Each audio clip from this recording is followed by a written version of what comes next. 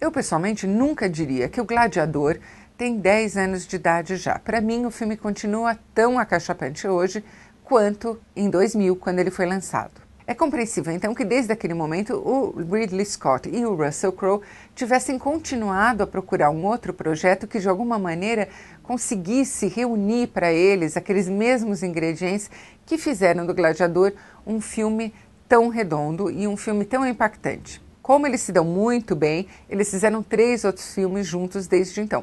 Um Bom Ano, O Gangster e Rede de Mentiras. Nenhum dos 3 tem nada a ver com épico, nenhum dos 3 tem nada a ver com filme de época e, portanto, nenhum dos 3 nem sequer tentava recuperar aquele mesmo espírito do Gladiador.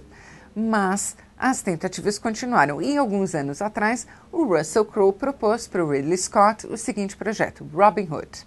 I think I have much to tell you about history, about your history. Your father was a visionary. Levou para ele um roteiro, ligou ele mesmo para Cate Blanchett e perguntou se ela não gostaria de ser a Lady Marian. O projeto começou a rolar, mas foi interrompido pela greve dos roteiristas de 2 anos atrás. Por quê? Porque o Ridley Scott achou aquele primeiro roteiro um lixo e decidiu passar o projeto adiante para um outro roteirista muito bom, o Brian Helgeland. Robin Hood é uma espécie de versão light do Gladiador. Tem ação, tem aventura, heroísmo, mas tem muito mais humor, é muito menos dramática, muito menos pesado. Eu diria também, portanto, que é bem menos empolgante. Mas ainda assim é um filme muito divertido. Em grande parte, o que eu gosto no filme é a maneira como ele conta a história do Robin Hood.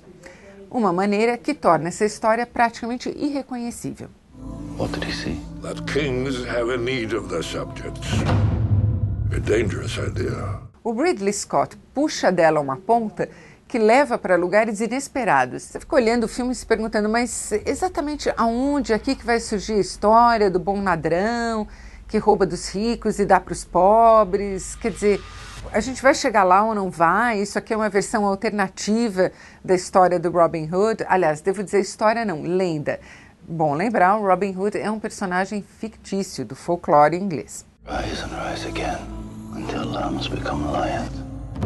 My father died for this. Não é uma versão alternativa da história. Ela só imagina como o Robin Hood teria chegado ao ponto em que todos sabem que ele chegou. Mais uma vez aqui, o Ridley Scott mostra que ele tem aquele domínio visual muito fácil, muito cheio de desenvoltura. A Cate Blanchett é uma Lady Marian ótima. Ridley Scott falou que ele sempre achou a personagem um purgante na lenda, porque ela é aquela donzela que está sempre nervosa, donzela sempre em perigo, mal-humorada, que ele nunca entendeu porque ela era tão nervosinha e tão mal-humorada assim. E decidiu dar um emprego para ela, porque achou que ia fazer bem para ela trabalhar um pouco. Many wrongs to be righted in the country of King John. And I pray for a miracle. Então a Lady Marian agora cuida das propriedades do marido e do sogro. O marido está nas cruzadas com o rei, o Ricardo Coração de Leão, e o sogro, que é interpretado pelo Max von Sydow, que está muito, muito bem no papel, é um nobre de uma pequena nobreza rural e ficou cego. Então, cabe a ela, a nora, cuidar de tudo. It seems we are to share my chamber. I sleep with a dagger. If you so much as move to touch me, I will sever your manhood. Thanks for the warning. A Cate Blanchett é uma atriz que tem muita gravidade, muita majestade, é uma atriz que comanda muito a cena e ela usa isso muito bem aqui, mas ela também dá um certo ar de travessura, de traquinagem e de impaciência para Lady Marian, que cai muito bem na personagem, deixa a coisa muito mais divertida, muito mais interessante.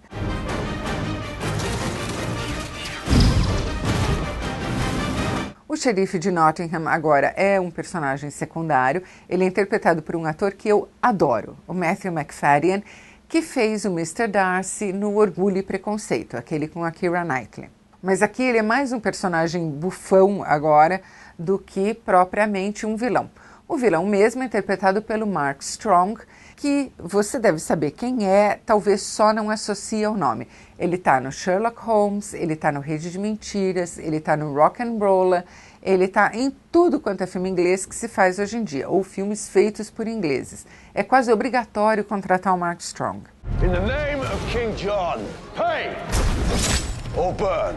E ele é um ator muito bom mesmo. Aqui, particularmente, eu acho que ele está pesando um pouco na mão no papel do Sir Godfrey, que é o conselheiro do rei John, o rei que acabou de ser alçado ao trono com a morte do Ricardo Coração de Leão, que é um tonto, um fracote, e que se deixa influenciar por esse sujeito que ele acha um conselheiro muito experiente, um ministro muito experiente, e que, no entanto, está agindo a mando da França.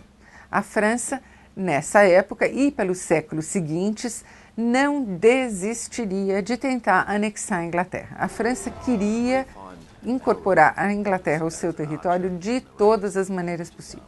Então, esse é um personagem que faz sentido. Alguém que está na corte, influenciando o rei e trabalhando para o Felipe, rei de França. Robin, your father was a great man. You are your father's son.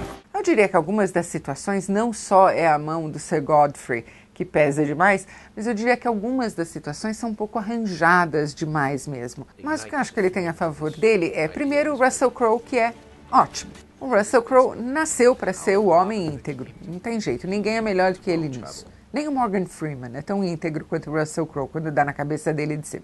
The inscription on the sword taunts my memory. Maybe it's just my imagination, I don't know. E a outra coisa é que é um filme feito num espírito mais de aventura mesmo. Não é um filme para chocar, não é um filme para causar aquele impacto, de deixar a plateia arrebatada. Are you ready to be who you are? Yes. Se essa tivesse sido a primeira parceria do Ridley Scott e do Russell Crowe, é bem possível que essa parceria não tivesse tido o futuro que teve, não tivesse prosperado da maneira como prosperou. Mas, para um filme feito na maturidade dessa parceria, vai no ponto médio da vida dela, que é onde ela deve estar mais ou menos, Ridley Scott já está lá pelos 70 anos, é um filme bem bacaninha, bem divertido. Rise and rise again until lambs become lions.